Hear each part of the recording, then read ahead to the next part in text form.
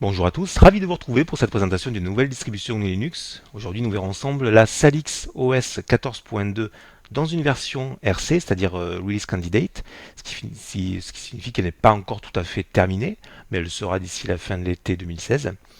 Alors, la Salix OS, en fait, va nous faire un petit bond dans le temps. Alors, non pas au niveau à l'époque du Moyen-Âge, puisque, comme le pourrait le faire supposer le fond d'écran, mais un bond dans le temps au niveau de l'informatique, c'est-à-dire de pratiquement un quart de siècle, ce qui en informatique correspond vraiment à l'époque des dinosaures. Tout simplement parce qu'en fait la Salix OS est une distribution qui, bien qu'elle ait été créée en 2009, permet l'installation d'une Slackware. Et la Slackware, c'est ni plus ni moins que l'une, voire la première distribution grand public que l'on pouvait installer sur son ordinateur aujourd'hui, mais ordinateur coûteux à l'époque, de type 486 par exemple, pour ceux qui se souviennent encore, avec quelques mégaoctets de disque dur. Donc la Slackware, oui, qui est la grand-mère, la vénérable distribution, une des premières, comme je disais, qui est sortie en 1993. Et oui, déjà, on sait que le noyau Linux, lui, est sorti au tout début des années 90. Et puis, tout de suite après, derrière, la Slackware est sortie en 93. Et donc, on est là sur une distribution qui a pratiquement 25 ans d'âge. Vous vous rendez compte, 25 ans d'âge en termes informatiques, c'est énorme, quoi. C'est énorme. Donc, comme la Slackware est assez difficile à appréhender pour les débutants, et bien en 2009, des développeurs ont décidé de créer cette Salix OS, qui en est déjà dans sa version 14.2, qui permet justement de profiter des avantages de la Slackware et de profiter entre autres de sa stabilité, de sa légèreté. On va le voir tout de suite d'ailleurs, trêve de bavardage, on va démarrer la machine virtuelle et on va voir ensemble ce que cette Salix propose. Alors Salix, c'est Linux for the Lazy Slacker. Ce qui signifie en fait, écoutez, Linux pour les gros fainéants qui n'ont pas envie de se taper la documentation sur la Slackware, qui n'ont pas envie de se prendre la tête avec une Slackware pure et dure, et qui souhaitent découvrir justement une version de Slackware beaucoup plus facile à installer. C'est ce que j'ai fait pour ma part.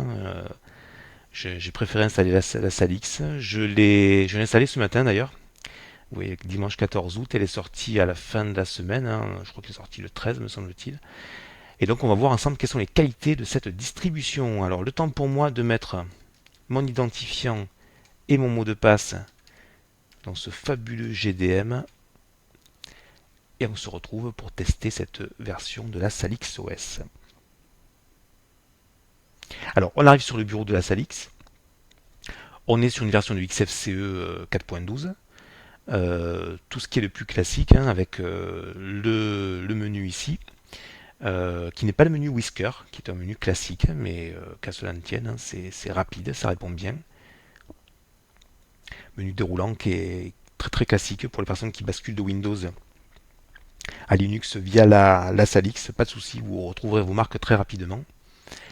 Au niveau en fait du bureau, eh bien, vous avez donc l'icône de la corbeille, vous avez l'accès ici au site de la Salix, le support IRC. Comme ce n'est pas le premier démarrage, j'avais fait un petit peu le ménage moi en fait de mon côté et j'avais enlevé quelques icônes donc ce matin. Alors juste pour info, je les remets.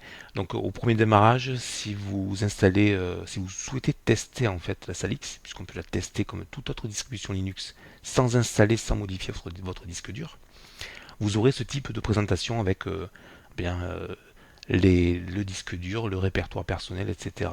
Pour ma part, j'avais choisi de l'enlever juste pour avoir un peu plus, on va dire, de place sur le bureau. Ici, le calendrier avec l'heure et les différents bureaux virtuels. Vous connaissez déjà XFCE, j'en avais parlé il y a quelques temps. On peut modifier les bureaux virtuels, en rajouter à loisir. Voilà. Bon, pas trop abusé non plus. Moi, en général, j'en mets deux. Ça me convient parfaitement.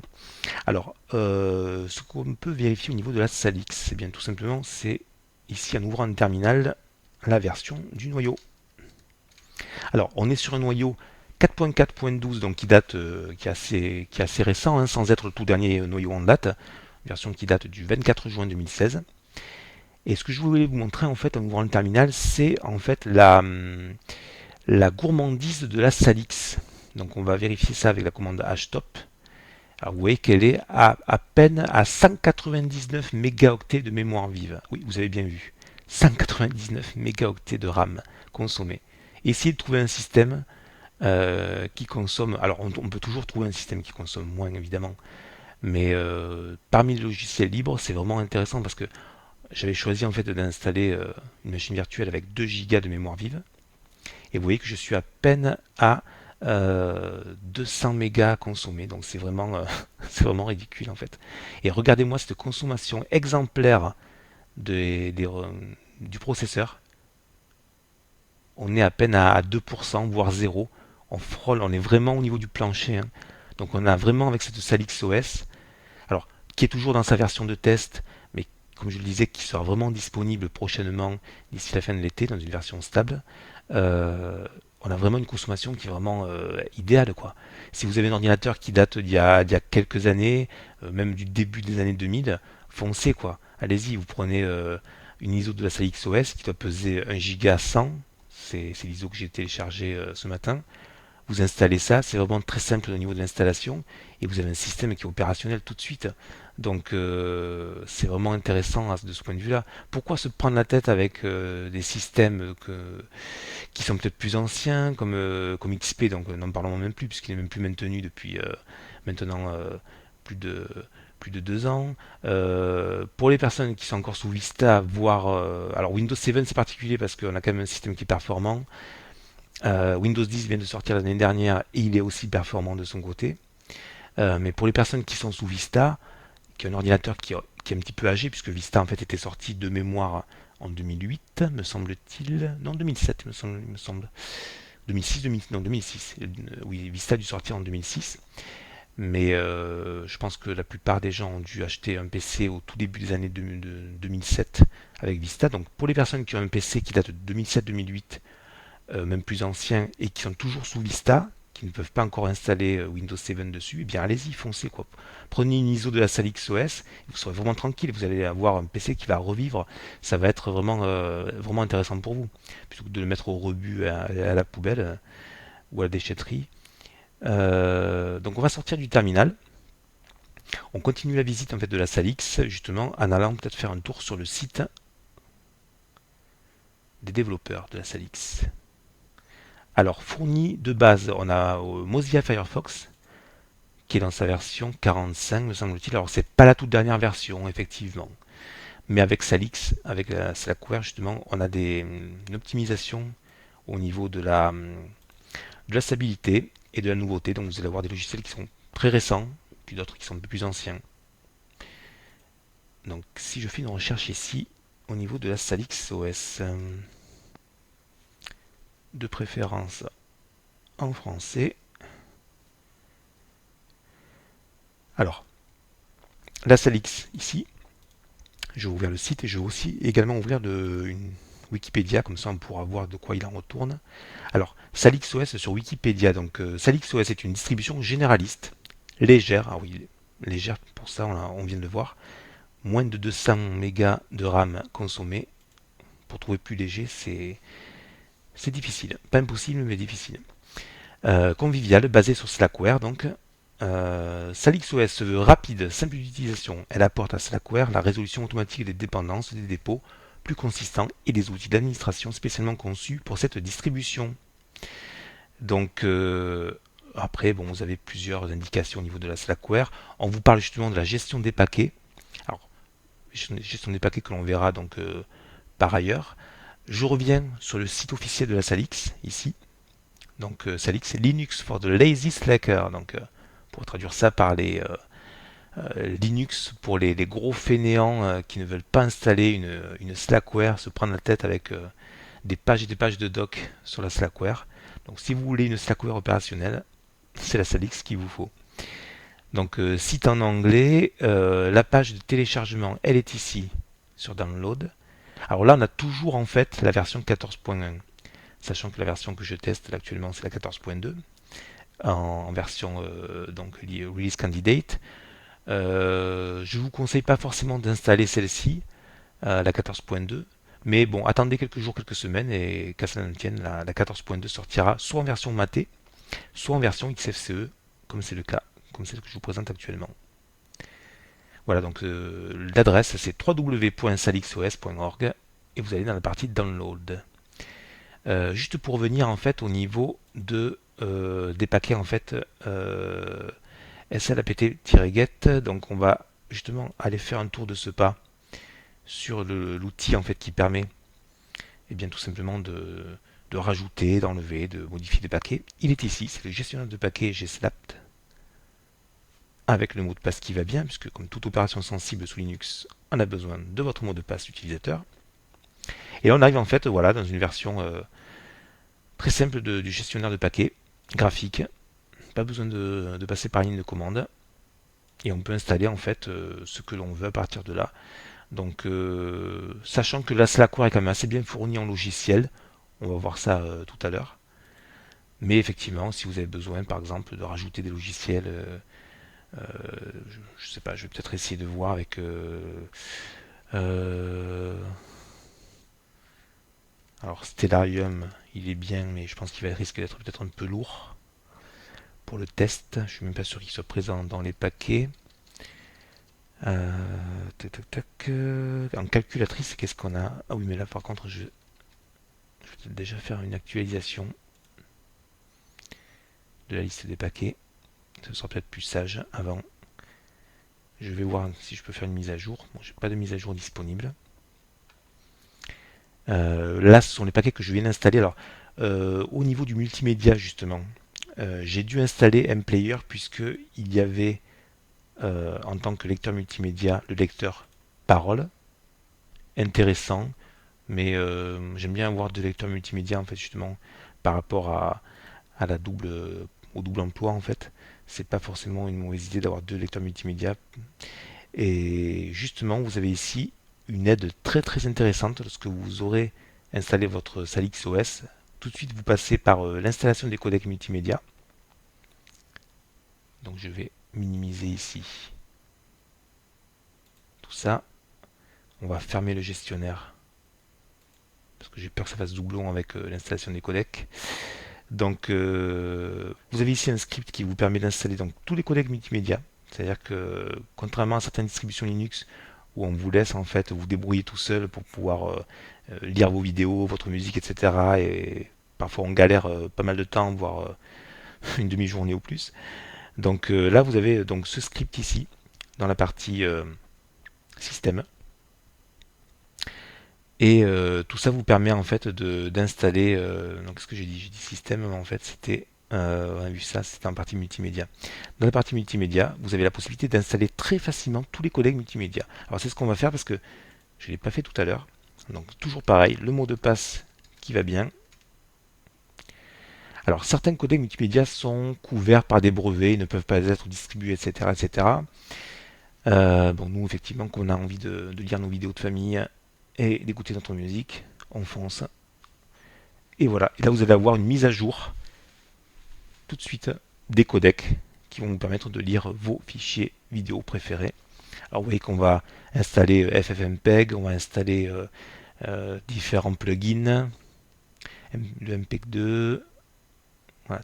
La plupart des codecs multimédia, vous avez même la prise en charge du X265 hein, pour les compressions, nouveau format de compression de fichiers qui fait des merveilles, hein, qui est assez hallucinant en termes de performance. Donc on installe les codecs, ça prend quelques secondes et vous avez un système opérationnel en termes de multimédia. Que demander de plus? J'aime ce genre de choses. On avait un petit peu le même type d'installation au niveau de la Antix, pour ceux qui se souviennent au niveau du test que j'avais fait au printemps sur la Antix. C'était vraiment intéressant parce qu'on avait cette possibilité post-installation avec différents scripts et les personnes pouvaient choisir les logiciels qu'elles pouvaient installer. On avait même des scripts pour Chrome, enfin pour ceux qui sont fous de Chrome, même si c'est largement dispensable. Alors, l'installation des codecs est terminée avec succès. Voulez-vous supprimer l'installateur de codec de votre système? Donc, on peut très bien enlever voilà, l'installateur.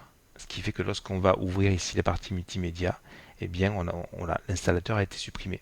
Par contre, les codecs ont été installés. Que demander de plus? En termes de francisation, vous avez pu voir que donc Firefox est francisé. Donc là, on n'a vraiment rien à faire. On démarre le navigateur, il n'y a plus aucun souci à ce niveau-là. Euh, En termes de francisation de LibreOffice, alors là par contre, LibreOffice n'est pas francisé d'emblée. Je l'ai fait moi lors du premier redémarrage ce matin, là, quand j'ai testé la distribution.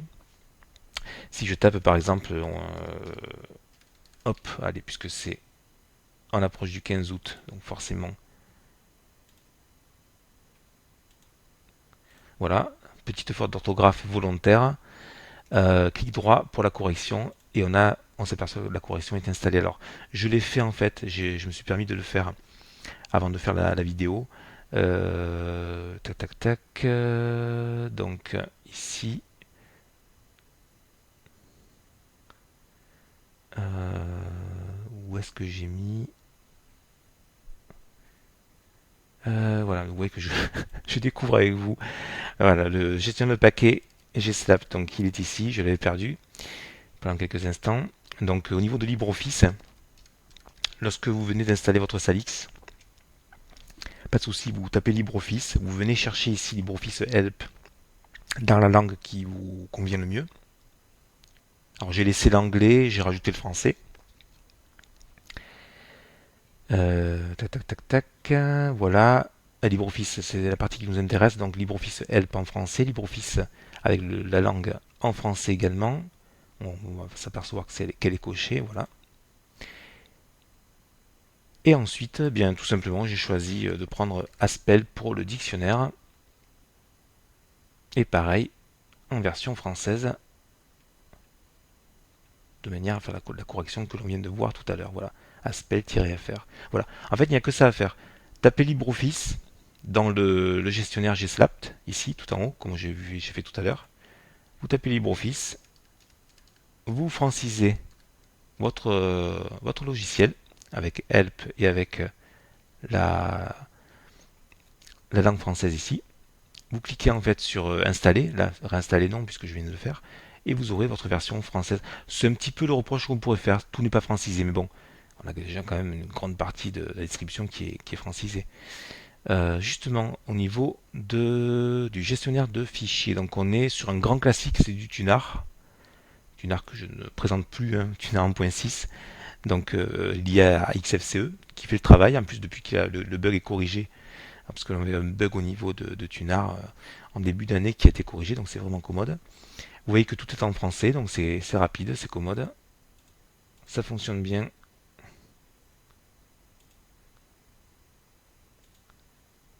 Qu'est-ce qu'on peut vérifier d'autre? Donc on a vu le noyau, on a vu donc la francisation de Firefox, celle de LibreOffice. On a vu qu'au niveau multimédia, on peut facilement installer les codecs. Ce qu'on peut faire, c'est faire un tour au niveau des logiciels peut-être. Donc on va regarder juste au niveau des accessoires. Donc on a une calculatrice, on a le gestionnaire d'archives un grand pas. Donc ça c'est pour vos fichiers compressés. Tunar, on vient de le voir. On a vu qu'au niveau des tâches, la Salix était vraiment très légère. Au niveau de la gravure, on a XFburn, donc qui permet de graver CD, DVD, etc. Donc ça c'est vraiment intéressant également. Ensuite, je reviens ici au niveau des accessoires. Vous voyez qu'elle est vraiment très rapide, hein. Ça répond vraiment au doigt et au clic, au doigt et à l'œil. Au niveau bureautique, il y a toute la suite LibreOffice. Donc calque pour Excel, base pour Access, Writer pour le traitement de texte, Math, Impress pour PowerPoint. En infographie, on a le scanner qui est installé, GIMP pour le traitement de vos photos préférées. Firefox, on vient de le voir. J'ai rajouté un player pour le faire éventuellement si vous souhaitez avoir un deuxième lecteur multimédia. Et après, donc voilà, on peut changer la langue, etc. Donc vous voyez que sur une ISO qui doit faire 1 giga 100, on a vraiment un système qui est rapide, qui est fonctionnel, avec une version d'XFCE 4.12 sans être transcendante et nouvelle, mais qui est relativement stable, c'est du solide maintenant, XFCE 4.12. même si on attend avec impatience la version 4.14 évidemment, mais on est sur quelque chose de solide. Voilà. Donc, si vous avez un ordinateur qui date un peu, si vous avez un ordinateur qui est sur Vista par exemple ou sur XP, hein, si vous n'avez pas encore fait si vous n'avez pas encore fait le saut de XP vers un autre système, sachant que XP n'est plus maintenu depuis 2014, ou si vous êtes sous Vista, eh bien n'hésitez pas, quoi, vous allez avoir votre ordinateur va retrouver en fait une seconde jeunesse, il va être beaucoup plus rapide, beaucoup plus fonctionnel. Vous allez enfin pouvoir retravailler avec votre ordinateur sans vous prendre la tête. Donc moi je vous conseille franchement ce Salix OS. Alors qui sortira dans sa version stable comme je le disais d'ici la fin de l'été. Mais on a vraiment un système qui est, vous avez vu au niveau de la consommation ressources. Alors là on va faire un deuxième bilan puisque tout à l'heure on était à 199 mégaoctets de mémoire vive consommée. Là j'ai ouvert pas mal de logiciels donc je pense qu'en mémoire ils sont toujours présents. On va faire un petit bilan. Vous voyez avec tous les logiciels que j'ai ouverts, toutes les opérations que j'ai faites, je suis à peine à 234 mégas de mémoire vive. Il reste encore sur les 2 gigas que j'ai installés. Donc c'est largement suffisant pour travailler. Et regardez la consommation encore au niveau des processeurs, c'est vraiment exemplaire, quoi. Et ce n'est pas une version terminée. Donc on peut imaginer que sur une version optimisée encore qui sortira d'ici septembre, on aura vraiment une optimisation parfaite. Donc moi franchement cette Salix OS je vous la conseille. Ce que je vais faire c'est que je ne vais pas vous retenir plus longtemps parce que je prends mon temps au niveau de la vidéo et je crois qu'on a fait le tour de la distribution. On va terminer par les fonds d'écran. Comme ça, tranquillement, on va voir un petit peu ce que nous propose comme fond d'écran cette Salix. Donc là, on est sur le fond d'écran tout simplement assez classique hein, que l'on retrouve au démarrage. Un fond d'écran avec des jumeaux Tux qui ont des tape-mouches là, évidemment, avec la saison des moustiques. C'est plus que conseillé. Ah ben oui, très amusant d'ailleurs. Tux avec une version très, très sympa ici, avec l'igloo derrière. Salix, on vient de voir tout à l'heure. Un fond d'écran un peu plus coloré quand même. Coucher de soleil ici. Ah, celui-ci est sympa. Une version rouge. Think Linux, ok. Un Tux sur son nuage, en train de regarder tranquillement un papillon. Tux sous forme de planisphère, d'accord. Bon, c'est pas encore le cas, on n'a pas encore une invasion de Linux au niveau mondial. Hein. On n'est pas encore là. Qu'est-ce qu'on a d'autre comme fond d'écran? Je crois qu'on a fait le tour. D'accord, l'arbre. Bon, oui, il y a quand même quelques fonds d'écran qui sont plutôt sympas.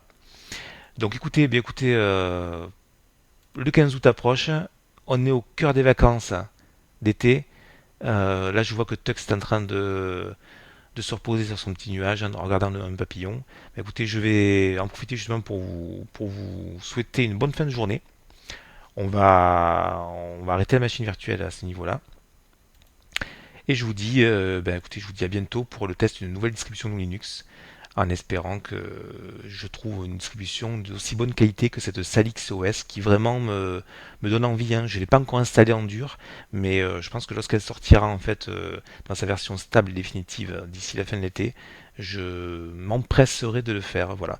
Donc une distribution qui est vraiment très agréable, stable, rapide, bien fourni au niveau des logiciels, très équilibré je trouve en termes de logiciels anciens et plus récents. Et puis une installation facile de la Slackware, hein, comme je disais, distribution qui date de pratiquement 23 ans maintenant.